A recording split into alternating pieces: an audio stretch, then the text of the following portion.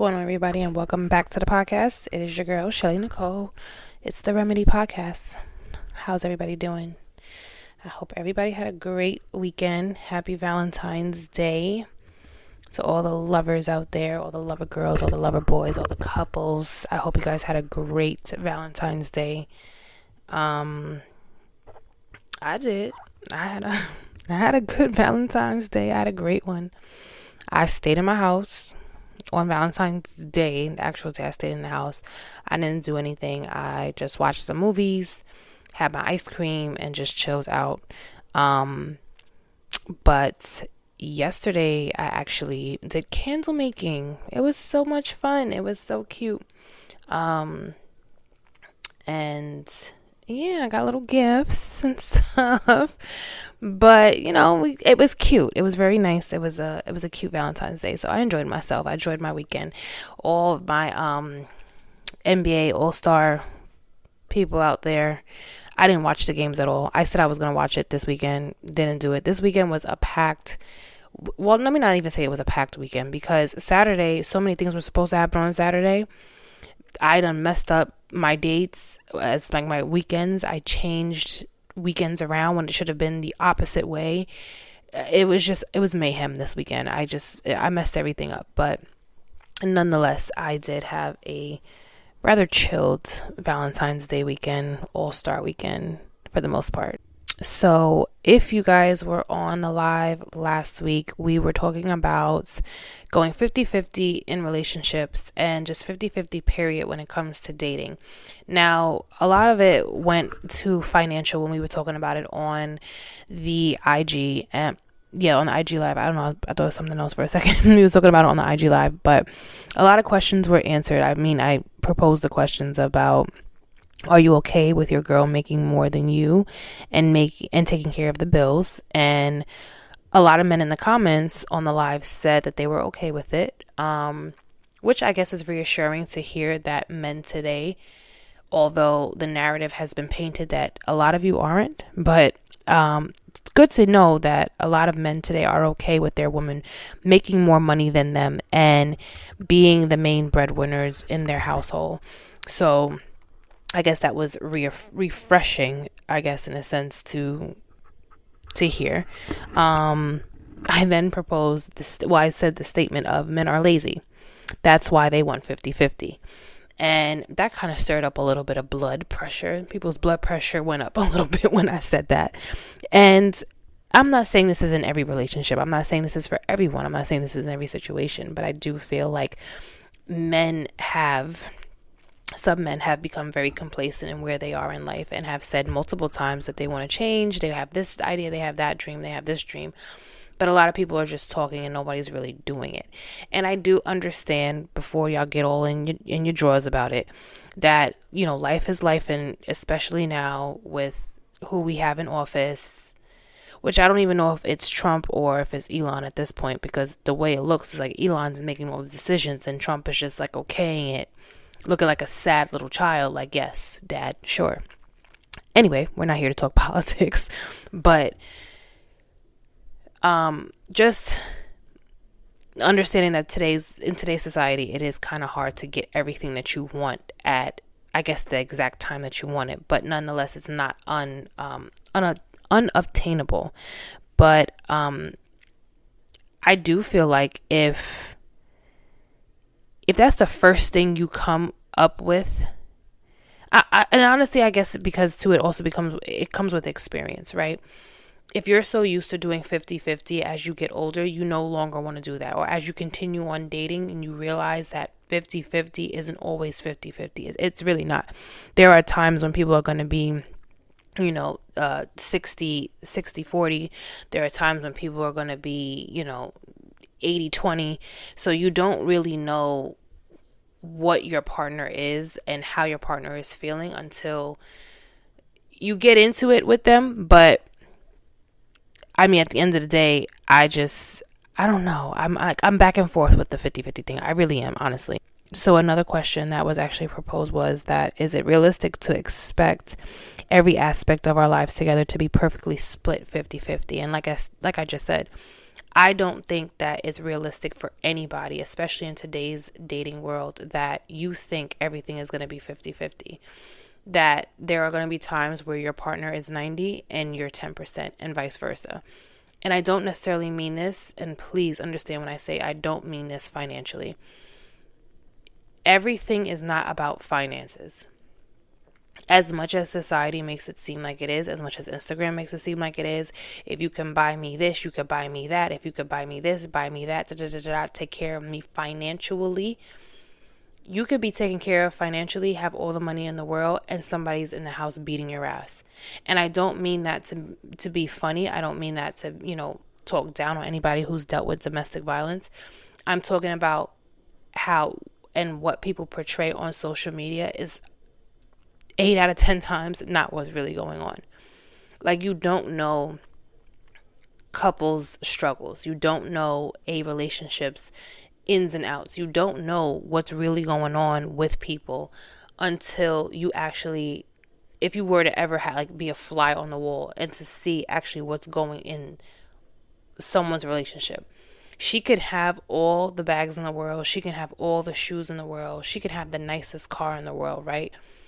And I'm talking to my ladies. Like, we could see these women that have all of these things and say, oh, I know that's right. Like, I know your man take cares of you and takes care of you. What was I just saying?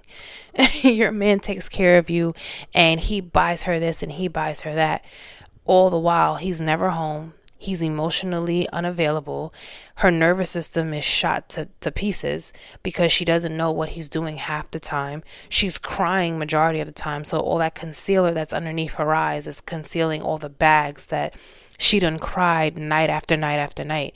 And then the toxic shit that people sometimes says, well, I'd rather cry with $100,000 in my bank account than cry with only 1,000. The money is not going to follow you around for the rest of your life. I'm not saying do not get to the bag. I'm not saying that if you have money, you should date someone who, wants to be a bum and doesn't want to do anything with their life. No.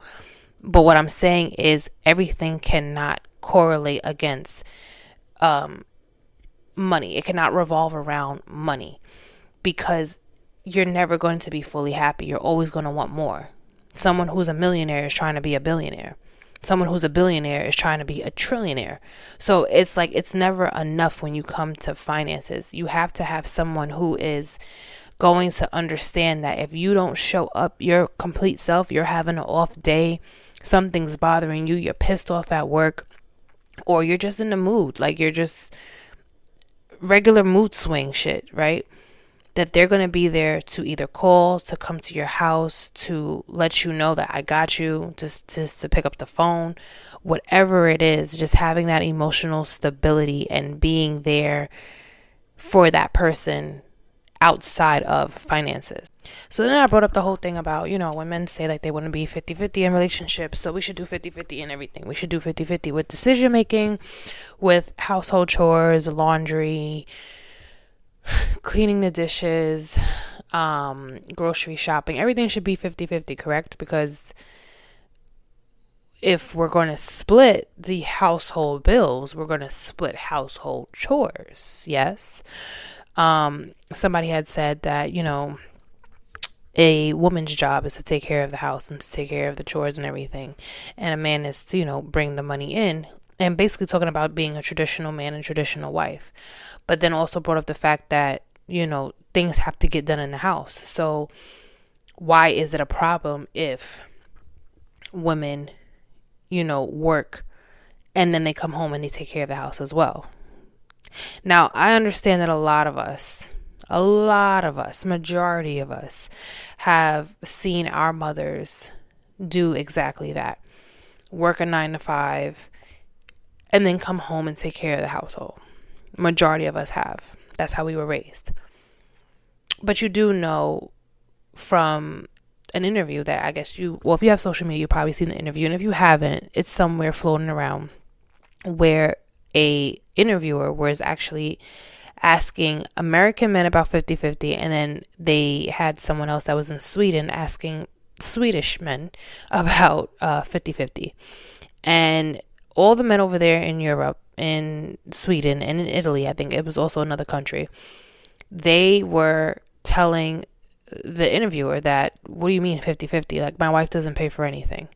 If you ask men who are in the Middle East, you ask men in Dubai, in Abu Dhabi, they will tell you, what do you mean 50-50? 50-50 what? My wife doesn't take care of any bill. She doesn't touch a bill. She has to look pretty for me. She does things for the house. She keeps the house nice and tidy and clean. I am the one who brings home the money, and I am the one who does, who does the hard work, I guess, if you want to say that. While she does the hard work as well of taking care of the home and the children, but she has less of a stressor when it comes to clocking in and clocking out. Now, I don't want to say that it's completely just a American thing, because I guarantee you there are women in other parts of the country, other parts of the world, who go and clock in and have to work a job and have to do things like that, and then come home and do the same thing. My problem is, if, like I said, if we're going 50-50, everything is going to be 50-50. You don't think for a hot second that I'm supposed to come in after being on my feet all fucking night, all fucking day, whenever my shift is, and then I'm supposed to come in and do the dishes and do the laundry and clean the house and then tend to the children, and then still have to lay up and cuddle with you and give you some, because we have to keep the love and the spark between us. And then by that time it's 8:30 and I'm exhausted and I don't feel like doing nothing but taking a shower and going to sleep. While you came in after your 9 to 5 and you sat down on that couch, turned the TV on and kicked your feet up because you were tired. Yeah, absolutely not. If we are going to work 9 to 5s, we are going to make sure when we come home, we put in an extra bit of overtime to make sure this house is together, or at least somewhat tidy, because I get, you can't clean up your house every single day. Sometimes, work will drive you mad and you'll be extremely exhausted and all you want to do is just come home and lay down, and you don't want to fix the house up. Granted, got it. There will even be times, I've even had this conversation with one of my friends when they were like, are you going to always be that mom who cooks? Absolutely not. I will not. I will make a good amount of food on Sunday, like what my mom did and my grandmother did as well, as far as making a bunch of food for me, my brother, and my dad on Sunday. And then that lasted us all the way up maybe until Wednesday, sometimes Thursday, like 2 meals that she made on Sunday. Lasted till like Wednesday, Thursday, and then Friday, we were calling out. Saturday, we possibly called out again. And then Sunday is when she cooked and, me and my brother helped her out in the kitchen as well. And my dad was very much so making Sunday breakfast. Like, he is like the top chef. I don't know, I don't think he does it anymore now, but Sundays he always did the pancakes, the bacon, the eggs, the sauce. He did everything. And that was really just his one day off, but nonetheless he made sure breakfast was done. Shout out to you, Dad. But anyway, I'm not going to be that type of, mother or parent or wife that, I'm cooking every single day, especially if I'm going to work. Absolutely not. We're not doing that. If that is something, and I say this to the men, if that's something that you want, if you really want your house to be a certain way, you want your house to be designed and kept, you want the children to have their mother around them often, if you want, your laundry done, you want the refrigerator full, hot meal ready for when you get home, keep her as a stay-at-home wife. Let her know, listen, babe, hey, I know you got your own money. I know you got your own drive. I know there's probably something that you are passionate about in life outside of work. I want you to quit work. I want you to be a housewife, if you're okay with that, and pursue your own career, pursue your own, passion, but also just taking care of this home as well. I want you to be here in the house taking care. Let me do the major work. Let me pay the bills. Let me be a traditional husband, because you can't ask for a traditional wife if you're not a traditional husband. Make it make sense. How do you want a traditional wife if you cannot be a traditional husband? Now, if you want her to know how to cook and clean and to, do laundry and do things that are in the household that needs to be done, I also believe you should know how to do it. There's no way you're telling someone else, I need you, or I would like my partner to be able to cook. I would like my partner to be able to do some laundry, wash the dishes, know how to mop, know how to dust, know how to take care of taking out the garbage, and you don't know how to do that. There is no way that there's anybody out here that can say that they don't know how to cook or they don't know how to do this. The way YouTube University is so free, get on that thing and just learn how to to cook something, even if it's just pasta. If you can just maneuver how to do ziti or a lasagna, you're good, you're set. And then you go from there. Then you go to chicken, then you go to salmon. And what makes life even better, y'all, you have an air fryer with different sets and different modes. You can do bake, you can do air fry, you can do steamed, you can do all of it. All you got to do is just put that sucker in the air fryer and make your sides. Like, come on, how much easier is has it gotten for us? Like, be for real. So I feel like if you're going to ask your partner to be able to do something for you, or you want something done as a wife or a husband, you need to be able to do the same thing.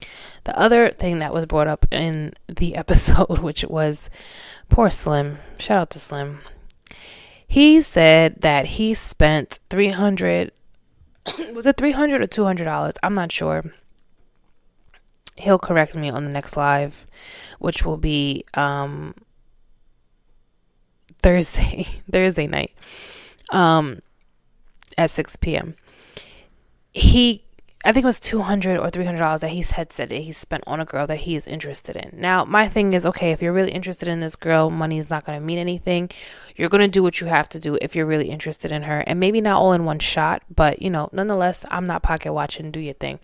So he said he spent somewhere between $200 to $300 on this female.